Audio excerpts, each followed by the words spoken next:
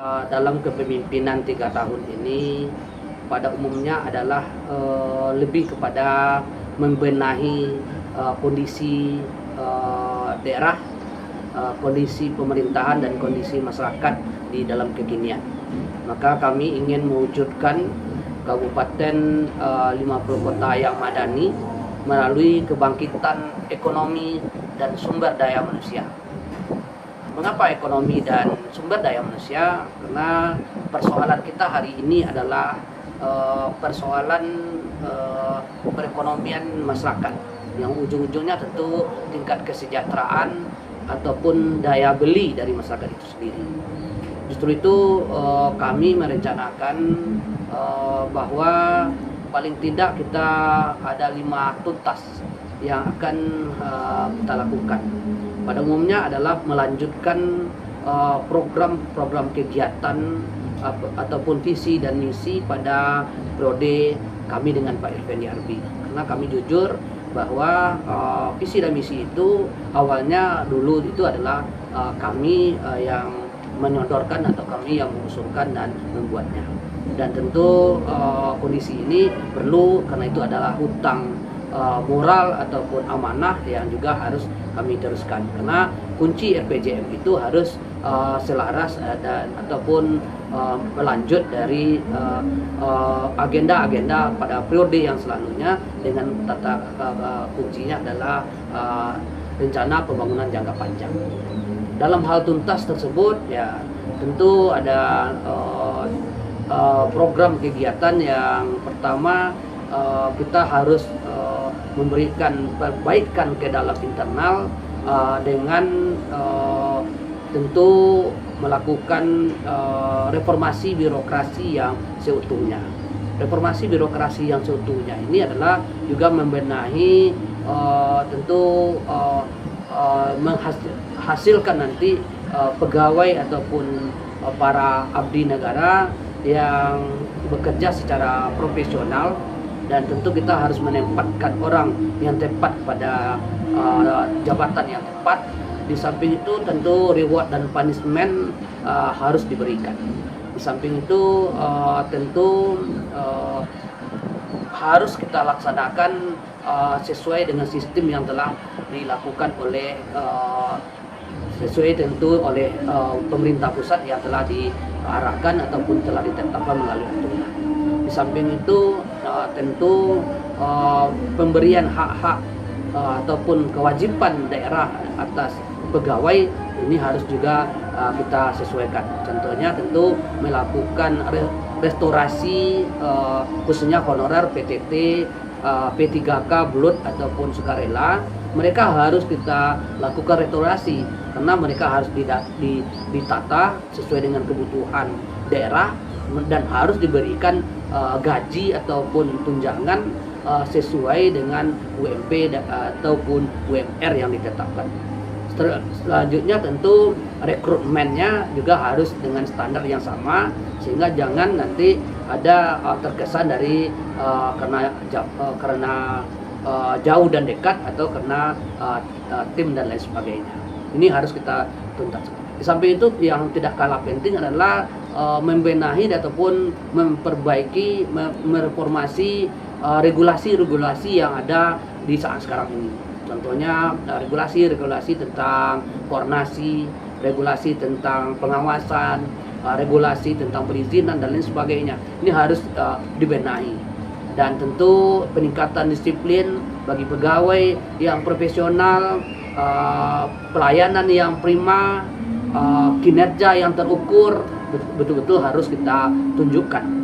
Dan tentu ini juga kelemahan di kita, dan ke depan tentu penghargaan yang kita harapkan itu adalah tingkat kepuasan dari rakyat, bukan penghargaan yang diberikan secara administratif, tetapi penghargaan yang dirasakan oleh rakyat, betul-betul rakyat merasa puas atas pemerintah atau atas pemerintahan kita. Di samping itu kita akan melaksanakan tuntasnya adalah pada sektor pembangunan infrastruktur termasuk IKK yang induk pusat pemerintahan kabupaten. Ini mesti dalam 3 tahun ini harus kita tuntaskan. Karena itu juga adanya persoalan-persoalan seperti RT RW yang belum clear, adanya persoalan tanah KTP atau peruntukan yang harus kemudian di dalam 3 tahun ini, di samping kita membangun infrastrukturnya, membangun jalan ataupun yang lain-lain, ini perlu kita lakukan sesegeranya. Dan di samping itu untuk infrastruktur, untuk bangunan dan lain sebagainya harus menjadi ketuntasan kita dalam persoalan menuntaskan program-program kegiatan yang menurut kami hampir triliunan saat ini aset pemerintah yang tidak bisa dimanfaatkan atau tidak bermanfaat ataupun mangkrak. Ini harus untuk menjadi berkah. Ini harus kita selesaikan. Contoh, kita tidak mempersoalkan apakah ini dibangun di zamannya bupati-bupati sebelumnya, kita tidak mempersoalkan. Yang kita harus kita kaji ke depan adalah sejauh mana manfaatnya. Karena ini adalah sebuah tunggakan pemerintah yang mau tidak mau harus kita selesaikan. Dan tunggakan-tunggakan yang lain adalah persoalan-persoalan seperti yang juga telah kami lakukan 42 hari waktu menjadi PJ Bupati lah. Tempo lalu kami telah menuntaskan 16 program kegiatan yang alhamdulillah itu bermanfaat. Seperti misalnya tanah AKP Panji, tanah Polres, dan terakhir tahun 2020 ini alhamdulillah adanya pembagian tanah ex Sosok Baku, adanya kelanjutan pembangunan Monas PDRI, adanya permintaan kita kepada pemerintah pusat untuk melakukan pembukaan embargo ataupun ketidakmauan pemerintah pusat seperti BNPB untuk memberikan bantuan kepada 50 kota. Itu semua alhamdulillah kita selesaikan. Ini hal-hal yang perlu kita lakukan dan perlu dipahami bahwa selama periode 2021 sampai 2024 ke depan yang murni 100%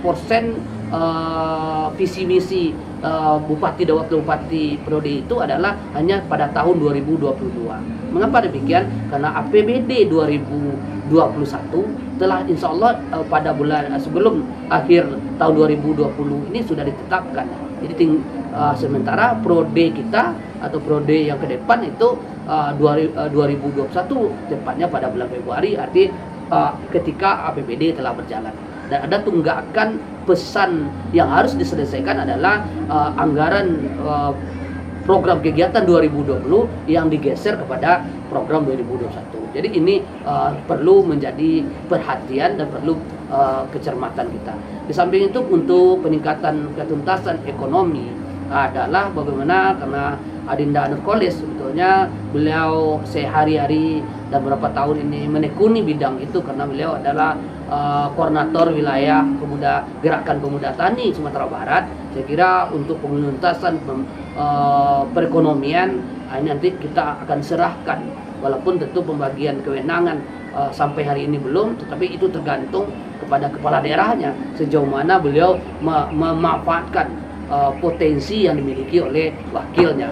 Insya Allah nanti ini akan kita lakukan dan insya Allah ini akan ada tentu peningkatan. Jadi artinya pada sektor pertanian tidak hanya pada tanaman ataupun produksi yang menjadi unggulan daerah, tapi paling tidak untuk sektor pertanian dalam artian luas. Baikkan pertanian itu sendiri, hortikultura, peternakan, perikanan, dan tentu dimulai dari hulu ke hilir. Di samping itu adalah penguatan permodalan pada mereka. Jadi kekuatan permodalan mereka perlu kita dorong dengan memberikan tentu jaminan adanya mereka bisa berusaha, rakyat ataupun petani bisa mendapatkan kredit yang sesuai dengan undang-undang, dan itu perlu ditindaklanjuti dalam bentuk regulasi. Tanpa regulasi yang benar yang pro kepada rakyat, saya kira ini juga tidak akan berjalan. Dan samping itu adanya penguatan kepada kelembagaan seperti Muna, Lumbung Piti Nagari, dan juga tentu perbankan, BPR dan tentu perusahaan ataupun perusahaan milik daerah ini perlu ada penguatan baik secara permodalannya, teknisnya, dan termasuk kepada regulasinya.